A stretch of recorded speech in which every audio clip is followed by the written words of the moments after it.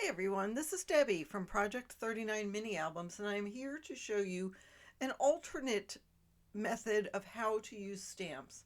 I'm using stamps from Not2Shabby, and I'll tell you more about them in a little bit. To get started on the project, I'm taking some distress ink, mostly in turquoise, and putting it all over my mat. I have some brown and a little bit of yellow, and I'm taking some regular cardstock and just turning it upside down and adding the color to it. I'll go ahead and dry it and do a couple more layers. And I'm just showing you how to do this one in slow motion, but the other ones I'll do in faster motion. So after it's dried, I put it down and get some more color on it to get a second layer. Now that green, it's not green, it's a yellow green. It's a real bright, highly pigmented color, and I have to be careful that I just don't overdo it with that. But anyhow, I'm going to go ahead and dry it again and then add some more color to it. I clean my mat and then I add blotches of ink. Now if I had the ink with the droppers, it would make it a little easier, but I can't carry everything in my RV, so I have to be careful about what I use and use things that have different uses for it. So again, I splotch some more on in different areas, clean it up, and now I'm putting some of that turquoise on one of my stamps and just do some drips. I want to get more of a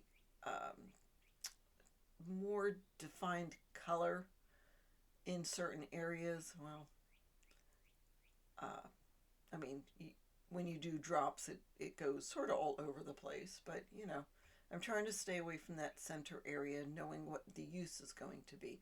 And I'll show you what I'm going to put this on in a little bit. So I put those drops on and I dry it again.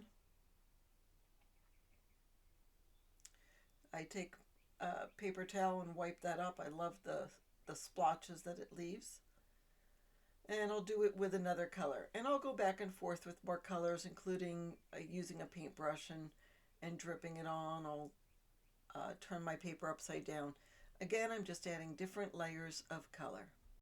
And then here you see I take an inexpensive wooden frame and just gesso over it. I just want a good coat on there. So there is my finished product as far as the ink splotching. Now I'm taking a stencil that I have, and just to add some different texture, I am putting some ink using that stencil in a couple of different areas. I want to have a background for my focal point. It's not real heavy, it's not real thick, it's just to add some slight texture. And I love the, I don't know what it is, burlap texture, and I'm going to put that in another corner. So again, it's not going to be heavy, it's not going to be thick, but it's just going to add some texture. And to add a different element, I take some stamps from Not2Shabby from last month's Meet Me in Wonderland. It's the word stamps, and just put them in a couple of different parts of my picture. Again, just adds different texture. And now I'm going to do the fast version. I have gessoed over some plain cardstock, and I'm going to do some red ink smushes and then some green. So here's the process of that. The fun thing about this is it's different every time, and this is a good way to be creative on those days you don't really feel creative. All right, so now I'm taking the Not2Shabby Sweet Strawberries stamp set, and I am using, I use two colors. I use a brown, I think it's walnut stain, or I will use a gray, I think it's Lost Shadow. And I look for a spot on my inked surface to stamp the strawberries. I'm trying to take advantage of the different color variations. In the end, it doesn't matter because I end up inking over it quite a bit, but still, it's a good place to start. See, I'm putting that on the edge of a bunch of color. That way, the edge of the strawberry already has the color on it. And I do the same with the leaves. Then after that, I grab a paintbrush and just try to add some extra color onto my leaves and strawberries. I try to shade where I think there should be shading and highlight where I think there should be highlighting. Now it ends up that my strawberries look a little, they're not as bright as if you were to use alcohol ink. So that is an option.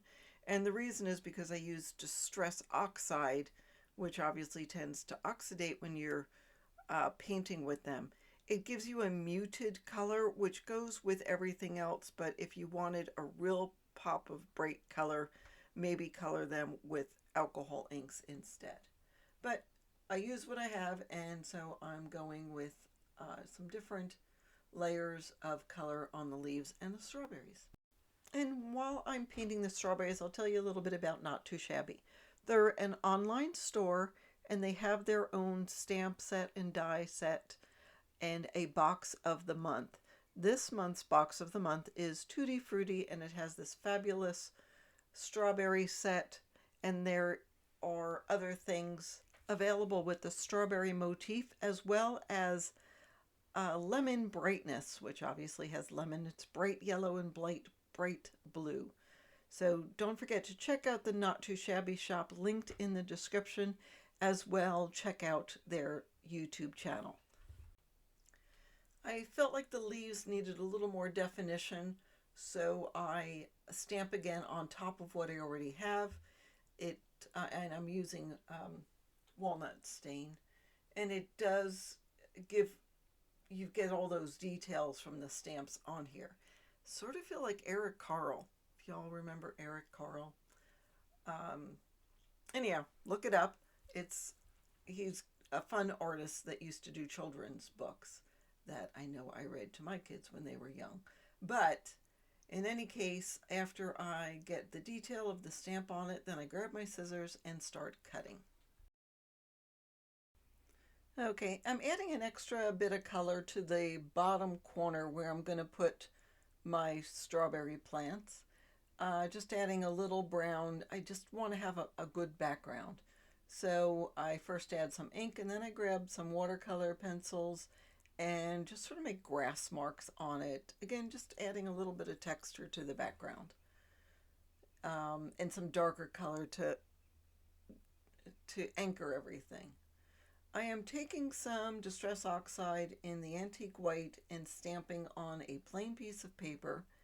And then I'm cutting out the strawberry flowers.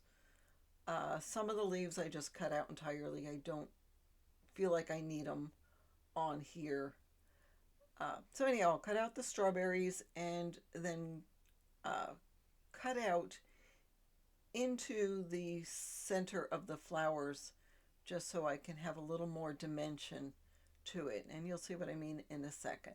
I spritz it with water, let it dry a little. It blends a lot, and then I take my stylus on a couple of layers of fun foam and just go around each petal and then turn it upside down and hit the center.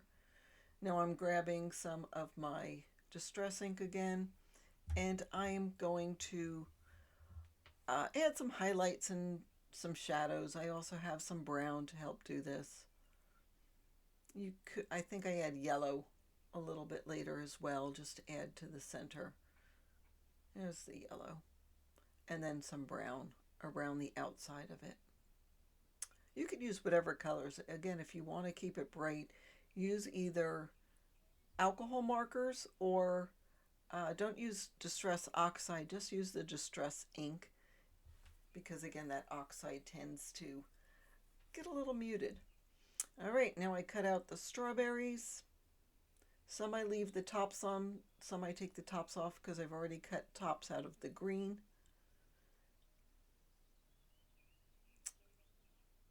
And I like how the strawberries have come out. I'm pretty pleased with them. Pretty colors. And I make a couple of the strawberries with the stems.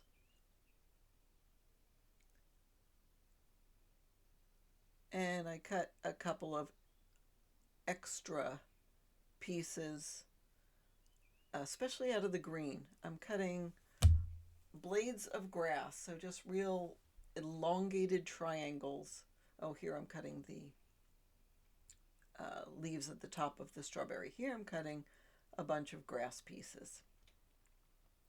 And then I do have to color the grass on the other side, so I grab some ink and do that off camera. Now I'm turning upside down all of my strawberries, spritzing with water a little bit.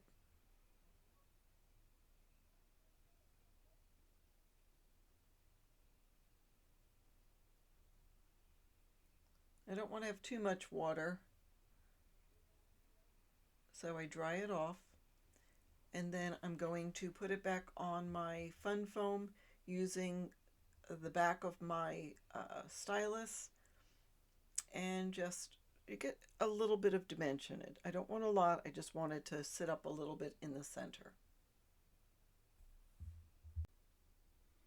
So I do that to all of my strawberries. And then I'm going to put a double-sided adhesive on the back of the sheet that I've got all the color on. And I take my frame and use that as a template, peel off my adhesive. At least I peel off a little bit, and I pull off the adhesive and then cut the heart out. And then I take an emery board and sand around the edges. And I also will grab some ink and ink around the edges where I sanded. Just sort of gives it a finished look. Now I'm playing around with placement, deciding where I'm going to put the strawberries. But before I do that, I grab a piece of double-sided foam adhesive and put it on just to get a little bit of dimension. Then I start layering. I also added some thread that I had in my stash. I just loop it around and cut it, and then start layering all of the elements on there till I get a composition that I am happy with. As I'm putting the elements on, I try to remember the rule of threes, and that's why you see 3 strawberries and 3 flowers, at least on the right-hand side. The left-hand side, I just couldn't put that many items there. And then I put the picture back in the frame. I decide I need 1 or 2 more items after I look at everything together. So we've got the strawberry, the flower, and so now I'll add a leaf, and that sort of fulfills the composition with the rule of threes on the left-hand side. And that is my finished photo frame. I hope you enjoyed seeing how I took a stamp set and made a mixed media project out of the stamped images. Don't forget, you can purchase a stamp set from Not2Shabby. The link is in the description box. Thanks so much for watching, and have a fabulous day.